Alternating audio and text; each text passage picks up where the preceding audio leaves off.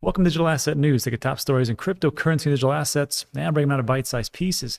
Today we got some interesting things as a follow-up, as Elon Musk was the host of Saturday Night Live, as the Doge father went and talked about Dogecoin a couple of times throughout the night, and that led me to sell every piece of Dogecoin that I possibly owned. And we're going to take a look at where that money is potentially flowing into and the reckoning of Dogecoin, but not so fast, because there could be a vast resurgence just on what Elon Musk said this morning, Sunday, May 9th, 2021. And we'll take a look at what else is going on as far as the Cardano project. This is just a follow-up to Cardano talking about moving into Ethiopia, having a contract with the government and what they are doing. And this really goes deep into what was being said as far as the digital ID and telecommunications, because there's a project that I want to talk to you about, which is going to open up into a $1 trillion industry, and the token is going to be natively based on Cardano. So we'll get into all those things in a bit, but first let's take a look at what's going on into the market. So today it is Mother's Day here in America. So congratulations everybody who's made it here, and thanks to all the mothers out there. Really appreciate it for keeping everybody in line. And this is what we have as far as the market goes. So we're at 2.4 trillion. We're almost at 2.5. I think we actually touched that, but came down a little bit.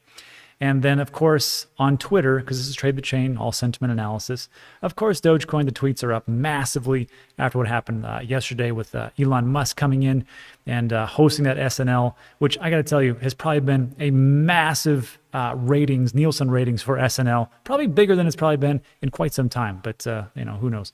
And these are the things that are going on in crypto. Let's take a look at the prices themselves. Now, I will tell you this. Didn't really do much for Bitcoin. Bitcoin's at 57. Let me blow this up so you can see what I'm talking about. Bitcoin's at 57,000, Ethereum at 38. But, Ethereum did touch 4,000. And, man, what a massive run. 30% in a week, almost 4,000. Fantastic. Binance Coin and Dogecoin hanging on to number 4, but it had slipped precipitously, quite quickly. And it was down to around 44, 46 cents, somewhere around there. Now it's back up to 58 cents. And I think it's something that Elon Musk just put out this morning. So that's the way to rebound, baby. That's the way to rebound. Cardano, oh man, I think Cardano is going to go up to $3 soon. Everything that's been going on, and especially with their smart contract launch for Alonzo in August or September, somewhere around there. Look, Cardano did all this stuff and has no smart contracts yet. Where do you think it's going to go when the smart contracts hit? Not financial advice, just financial opinion. And everything else is pretty much the same. Let's see, everything down, up and down, up and down. Let's take a look at what could potentially be a good runner if you're a big trader. It's going to click on the projected range, and what do we got? So look at these. Reef, Aave, Redcoin, Celsius. Celsius, I think, is above, what are we at? Above $7. Congratulations. I'm one of those. I think it's going to be good. And then there's a project called Audius. I need to take a look at this. I know this is a good project. I just haven't had the time. Anyhow, that's what's going on in the market. Let's do a deep dive, or just a regular dive, into what happened last night. So last night, Elon Musk hosted SNL, and everybody was abuzz about it. There was some live streams being done, and it was pretty entertaining. Some were actually pretty funny. Some were stupid, but that's just how it goes. But Elon Musk was able to slip in a lot of different references to Dogecoin, especially when he was doing the news right here, the weekend update, financial expert Lloyd Ostertag, and it was pretty good. They just asked him, like, what's Dogecoin? What's Dogecoin? What's Dogecoin? And he kind of explained it. And then one of the comments was Michael Che there on the left. He goes, so you're saying it's not a scam, it's a hustle. You're saying it's a hustle. And he goes, yeah, it's a hustle. And that was it. And then all of a sudden this morning, man, Dogecoin just took a big nosedive. And last night before the actual segment aired for SNL, a couple hours before, I just said, hey, I'm selling my Dogecoin. And I had bought Dogecoin in like 2018, something like that. It was like well under a penny. And I actually I sold it at 8 cents, and I just kind of held on because I'm like, who knows where it could go, right? And I'm like, at 64 cents, I'm like, I don't care if it goes to $1 or $2. I just don't. I'm like, I've gotten way more than I probably should have, and I'm just going to get out. And then I got out, and I was like, not so bad. And then people are like, you're going to be sorry. And maybe, you never know. But I just think it's just fundamentally, I just don't see it. Look, there's a lot of projects out there. I just don't see Dogecoin as being like the number one thing out there. Well, you can do whatever you want to do. My goals are not your goals, but at 64 cents, I'm like, that's good enough for me. I'm pretty happy. So we had that. I put out a poll. I just asked the question. I said, hey, if you lost a bunch of money in Dogecoin, because remember, the people that, bought my 64 cents Dogecoin are holding those bags right now. And I feel bad for them. I do. But you never know. Maybe because of what we're going to talk about in a little bit, maybe it's going to go up to $10. I can't believe I even said that. It's not going to $10. That'd be like crazy amount of market cap. There's just no way. I mean, if it gets to $1, so much the better. But can I live with myself if it doesn't go to $1? Yeah, I don't care. But I just ask people, I'm like, because remember, if it goes from 64 cents to $1, that's not even, a 2x, So like, in my opinion, I'm like, where do you want to put your money as far as like crypto? Where do you think the biggest gains are? I asked the question, and with 2,000 votes, which isn't much, I'll be honest with you, you got Cardano, people saying, hey, I'm putting in Cardano. Theta, Voyager, and then right there, staying in Doge. So I will tip my hat to the Doge army. You guys and gals really are strong in your beliefs, and I hope it works out for you. I really do.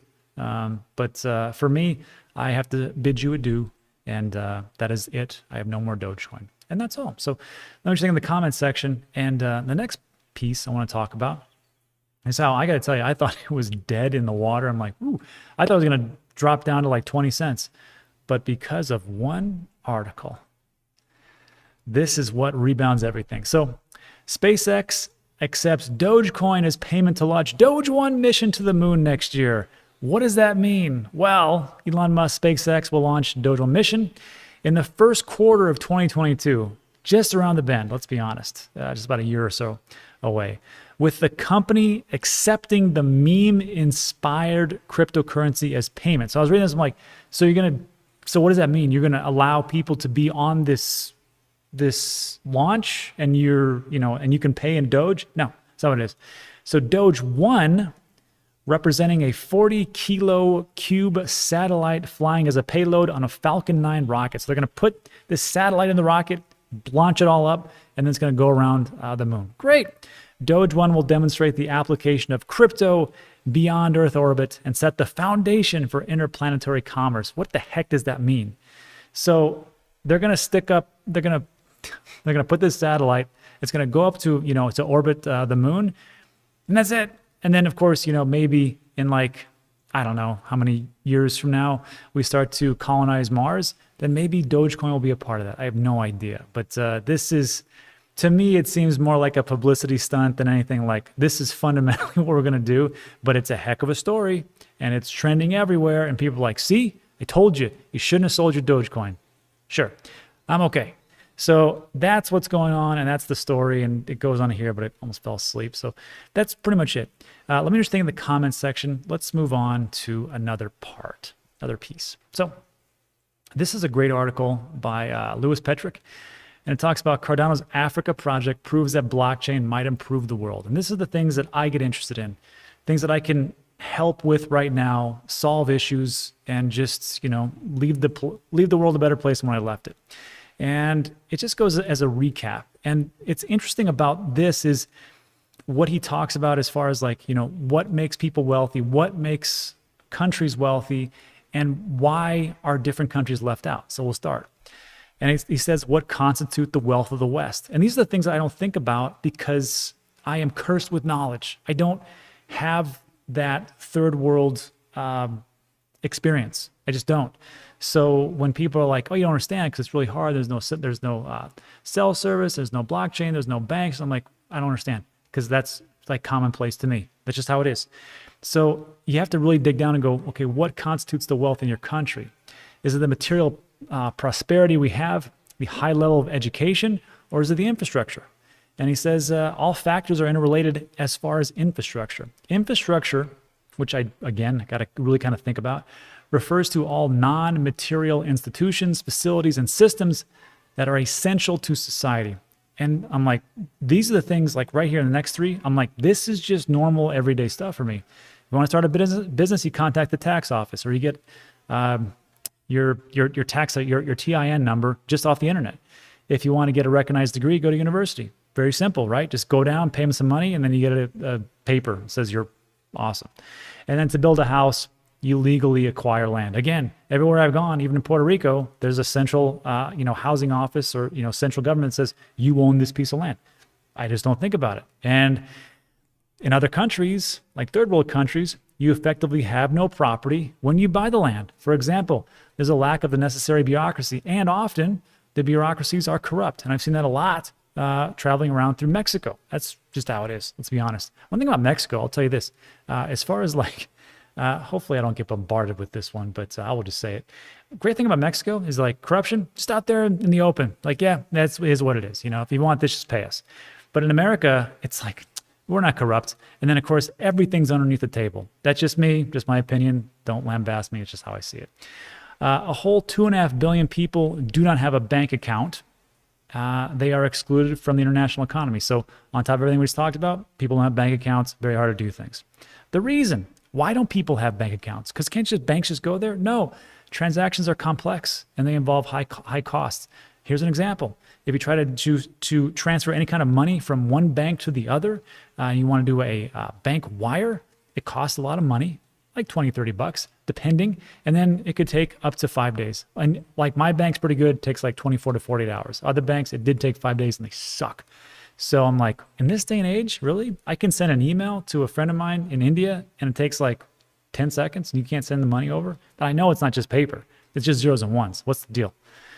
So here's how blockchain works. And I don't want to go over that right now because this would be for the newbies. But if you are unfamiliar with how blockchain and cryptocurrency digital assets work, there's this thing spinning above my head. Go to danteachescrypto.com. It's 100% free. You can sign up and I'll explain all that stuff and make it really simple for you. So here's what Cardano is going to do. In many countries of the world, people cannot make reliable contracts, right? There's no central office. Everybody's corrupt, really bad. Either the bureaucracy is lacking or it's corrupt, like we talked about. Payments can be made quickly, transparent, and decentrally with blockchain. Blockchain consensus can grant the validity of documents no matter how miserable the government is in their home country is. And then Cardano made a huge move just a couple of weeks ago. They said Ethiopia, a country of over 100 million people, is partnering with the Cardano project to upgrade the education system. 5 million students will receive a blockchain ID that will help document student performing as a first step. This will resolve the issue of fake certifications. And even in first world countries, this still actually happens. People actually forge their documentation, say, yeah, I went to Yale, or I went to some other, higher education. They're like, no, you didn't. This is just a forgery. And it still happens, which is a serious problem in Ethiopia as well as everybody else. And this might give young Ethiopians opportunities they don't have now because their diplomas are not viewed as being reliable in the West. All right, okay, sure. This was by John O'Connor. He is one of the, I think the VP of operations there for IOHK. And then the final thought is that Cardano consumes only a fraction of the energy thanks to not being proof of stake, not proof of work. So I went over that whole thing for a reason, because we've already covered this before. And the reason is because on top of what Cardano is going to do, there's a new project, and we covered this a couple weeks ago along with what we just talked about, where Cardano unveils mobile internet partnership. And I just kind of glanced over it, didn't really think too much of it. I thought it was cool, but that was it. And this is a project called World Mobile. And they're going to provide 5G internet access and give customers a blockchain-based platform so they can verify their identity, on top of the fact that they're going to give them access to, as time goes on, insurance, healthcare, and financial. So on top of getting telecommunications and internet, they're going to get all those things as time moves on. How they're going to do that is the most interesting part. So I actually covered this in a video I just made yesterday and today. And I had that dude right there in the middle, that guy, that's Mickey right there. He's the CEO, and he came on the show and explained exactly how they're going to do that. And I have to tell you right now, telecommunications is a $1 trillion company, and they are solving it for 4 billion people who do not have access to these types of services. And they're going to do it in a very interesting and unique way that I think will really go well, not just because of what they're doing, because listen, In 2017, when I got involved in crypto, everything was like, we're going to solve everything. It's going to be awesome. Well, how are you going to do that? Don't worry about that. Don't worry, we'll do it. And they didn't have anybody like really concrete in how they were doing it. First of all, it was all smoke and white papers, right? In this example, and I'll show it to you in the video, they've already done it. They've already gone to Tanzania. They've already done it with villages. And guess what? All these things that they're doing with this token, first of all, their team behind it, they have over 20 years experience in telecommunications or marketing or blockchain, or actually all those together. And it's solid. All those people that could try to do things in 2017 couldn't do that because they had a crappy team. And this is what makes businesses and ideas work. Ideas are a dime a dozen, but if you don't have people behind it that actually execute, it's worthless. This is why I'm excited about this project. And the bigger thing of why I'm excited is because this World Mobile Token, this is going to be a native asset on the Cardano blockchain. And there is a token sale going on right now. I'll go over all that, but this is going to be massive utility for Cardano. It's $1 trillion industry, and they're solving a problem for 4 billion people. I can't say it any more simple than that. So if you want to check that video out, I will probably do a live premiere so you can ask me questions. Maybe I can even get Mickey on, and he can stop by and answer some questions, but it's pretty comprehensive what we talk about, and then we'll go from there. So look, that is it for today. I'm excited about certain projects, obviously, but again, do your own research, and it's just investment opinion, not investment advice. That's all. So, hey, if you found value in that video, give it a thumbs up, give it a like, consider subscribing. I appreciate that, all that great stuff. Really appreciate it. Oh, I almost forgot. This video is going to be over at Dan Clips. I have segmented everything from digital asset news, which is just the basics of basics, the news stories, and I've segmented it from that to Dan Clips, which deals with more advanced topics as far as crypto digital assets and new projects. I don't want to confuse too many people, so I want to keep everything separate, and this will be over at Dan Clips. You can find the link in the description below, and I'll try to link that video at the very end. So that is it. Thanks so much. I'll see you on the next one.